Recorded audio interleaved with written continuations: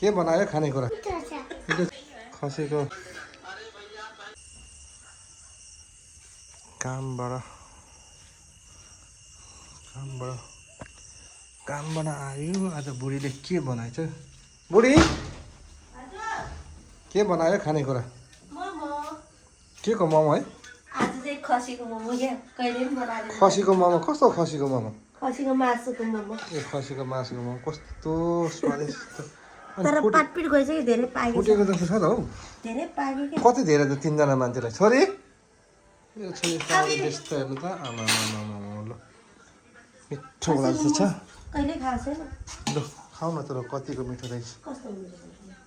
ला छोरी न। कति वर खाने बेबी? आज चाहिँ छोरी कति वर खाने?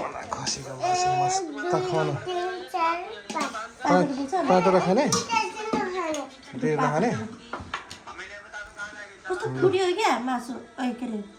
ल खाऊ न कस्तो हुन्छ ल। ओहो मिठो छ? पहिले जर खसीको मासु खाऊ। खसीको पनि मोमो बनाउँछ हो? मिठो हुँदैन खसीको मासु पनि। छोरीको मिठो छ छोरी? सानो मिठो छैन हो? मिठो छ? ल म पनि खाएर हेरौँ कस्तो छ। भोकले आएको बिहानदेखि केही खाएको छैन।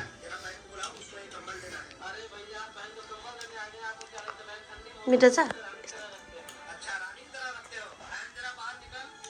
मिठो जे भने मेरो बुढीले मिठो बनाउँछ। मेरो धेरै मिठो